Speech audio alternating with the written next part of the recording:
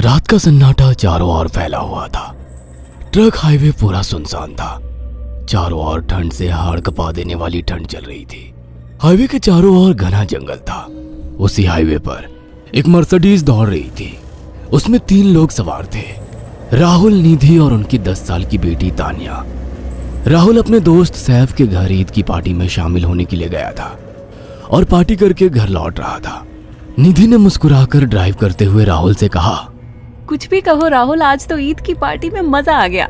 हाँ, मेरा दोस्त बहुत ही बिंदास और हंसी मजाक करने वाला व्यक्ति है। मैंने देखा उसके घर पर शहर की एक से एक बड़ी हस्ती थी, मगर फिर भी वो उन सबको इग्नोर करके हमें इम्पोर्टेंस दे रहा था। हाँ, देगा क्यों नहीं, आखिर मेरा दोस्त जो है। सच में राहुल, अमेरिका से इंडिया लौटकर बहुत अच्छा फील हो रहा है। वैसे तुम्हारा दोस्त सचिन अभी तक नहीं आया अमेरिका से? निधि की बात सुनकर राहुल चौंक कर बोला, ओह शिट यार, उसका फोन आया था कि वो इंडिया आ रहा है। उसने बोला था कि मुझे एयरपोर्ट पर पिक कर ले। निधि बहुत नाराज होगा वो। कोई बात नहीं, उससे बोल देना कि तुम्हें बिल्कुल याद नहीं रहा और फिर तुम्हें सैफ की इनवाइट की हुई ईद पार्टी में भी तो शामिल होना था। निधि ने इतना बोला ही था कि उसकी बेटी तानिया ने अपनी माँ की ओर देखकर कहा, मुझे भूख लगी है माँ, और प्यास भी। तानिया की बात पर निधि ने बुरा सा मुंह बनाकर उसकी ओर देखकर कहा, पार्टी में तो इतना खाया था तुमने, फिर भी भूख लगी है। निधि की बात पर तानिया ने मासूम सा चेहरा बनाकर कहा, कोई बात नहीं मम्मी, मुझे पानी ही पिला दीजिए। कितनी बार बोला है मुझे मम्मी मत बोला करो। पानी अभी नहीं है, आगे जाकर कोई शॉप पड़ेगी तो बोतल खरीद के दे दूंगी। निधि की बात पर राहुल ने मुस्कुराकर कहा, छोटी बच्ची है निधि, इतना नाराज होना सही नहीं है। राहुल ने इतना कहा ही था कि अचानक एक काली परछाई राहुल की कार के सामने आकर खड़ी हो गई। राहुल के पैर अचानक ब्रेक पर पड़ गए। गाड़ी तेज रफ्तार में थी। ब्रेक अचानक लगने से पलटते पलटते बाल बाल बची थी। राहुल के चेहरे पर भयानक ठंडी में भी पसीने की बूंद टपकने लगी। वो दोनों कार से बाहर निकल आए। निधि ने डरते हुए कहा, आखिर कौन था ये? ऐसा लगा जैसे कि कोई भयानक काली परछाई मेरे कार के सामने आकर खड़ी हो गई हो। वो दोनों काली रात के सन्नाटे में इधर उधर देखने लगे। तभी निधि को एक घने पेड़ के पास तो चमकीली हुई आंखें दिखाई दी। उसकी आंखें बिल्कुल भेड़ियों की तरह लग रही थी। निधि ने चीखते हुए राहुल से कहा, राहुल देखो कौन है वो, जल्दी से गाड़ी में बैठो, मुझे बहुत डर लग रहा है। राहुल ने उस तरफ देखा तो उसके रोंगटे खड़े हो गए।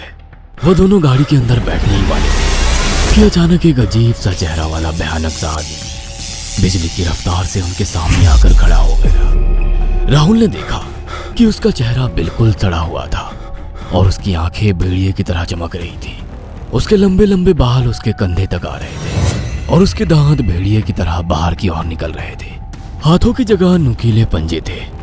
राहुल को देखकर अजीब से अंदाज में हंसने लगा, मगर जैसे ही राहुल की नजर उसके कपड़ों पर गई, राहुल की आंखें फटी की फटी रह गई। वो हकलाते हुए बोला, भाईजान, भाईजान, मुझे माफ कर दो, मुझे छोड़ दो। राहुल ने इतना कहा ही था कि अचानक उस अजीब से देखने वाले भयानक आदमी ने अपने पंजों से राहुल की गर्दन कसकर पकड़ ली और एक ही सेकंड में उखाड़ कर जमीन पर फेंक दी। राहुल के धड़ से लाल रंग का खून का फुहारा फूट पड़ा। इस भयानक मंजर को देखकर निधि के गले से एक जोरदार चीख निकल गई। निधि इससे पहले भागती कि अचानक उस भयानक दिखने वाले आदमी ने निधि को पकड़ लिया और अपने नुकीले पंजे उसके पेट में गड़ा दिए और उसकी अतड़ियां बाहर निकाल दी। निधि की एक दिल दहला देने वाली चीख सन्नाटे को चीर गई। अचानक हवा का एक बवंडर उठा और वो भयानक सा दिखने वाला व्यक्ति देखते ही देखते बवंडर के साथ गायब हो गया। तानिया ने डरते डरते निधि के मोबाइल से पुलिस और सैफ को बुला लिया और कुछ ही देर में वहां चारों ओर पुलिस की गाड़ियां थी। पुलिस ने राहुल के दोनों दोस्त सैफ और सचिन को वहीं बुला लिया। इंस्पेक्टर अर्जुन ने दोनों से कहा, मैंने ऐसी हत्याएं अपने करियर में कभी पहले नहीं देखी। ये काम तो ना किसी जानवर का लगता है, ना ही किसी इंसान का। सचिन कपकपाती हुई आवाज में बोला, आप कहना क्या चाहते हैं? कुछ कह नहीं सकता। जिस किसी ने भी इन दोनों को मारा है, उससे एक बात तो साबित होती है कि वो इन दोनों से हद से ज्यादा नफरत करता था। अब सारी सच्चाई तो यह बच्ची ही बता सकती है। इतना बोलकर इंस्पेक्टर अर्जुन तानिया के पास चला गया, जो बेहद डरी हुई थी।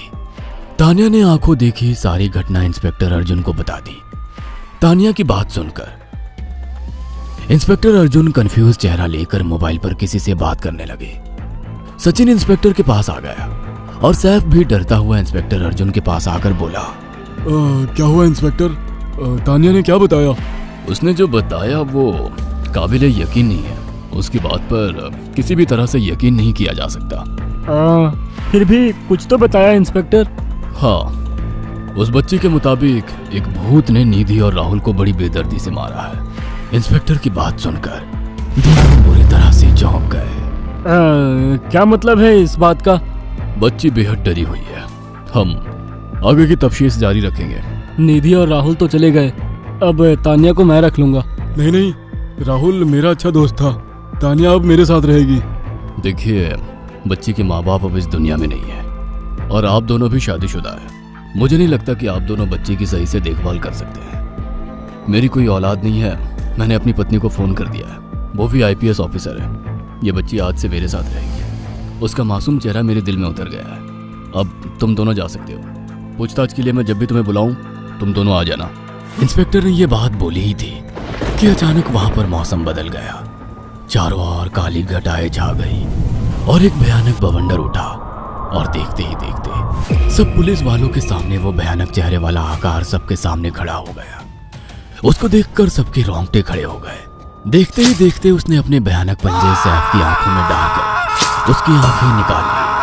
सैफ ने चीखते हुए वहीं दम तोड़ दिया। उस भयानक आदमी को देखकर सचिन उसके पैरों पर गिर गया। तुम तो भाईजान से कपड़े पहने हो। मैं समझ गया, तुम भाईजान हो। मुझे माफ कर दो भाईजान, मुझे यहाँ से जाने दो। मैंने कुछ नहीं किया था। वो भयानक चेहरे वाला गुर्राते हुए बोला, बता इन सबको कि ये सब इतनी भयानक मौत क्यों मरे। सचिन दौड़ता हुआ इंस्पेक्टर अर्जुन के पास गया और बोला, मैं जानता हूँ इसने इन तीनों को क्यों मारा। इसका नाम भाईजान था। जब ये जिंदा था ये किसी का भाई किसी की जान था। बहुत साल पहले ये हम सबका बहुत अच्छा गहरा दोस्त और बिजनेस पार्टनर था। ये सबकी बहुत मदद किया करता था। इसकी प्यारी सी बेटी थी तानिया, जो इस वक्त कार के अंदर बैठी हुई है। ये इसी की बेटी है। भाईजान अपने सारे पैसों से एक बहुत बड़ा हॉस्पिटल खोलना चाहता था जिससे गरीबों का मुफ्त इलाज किया जा सके, मगर हम तीनों इसके लिए तैयार नहीं थे।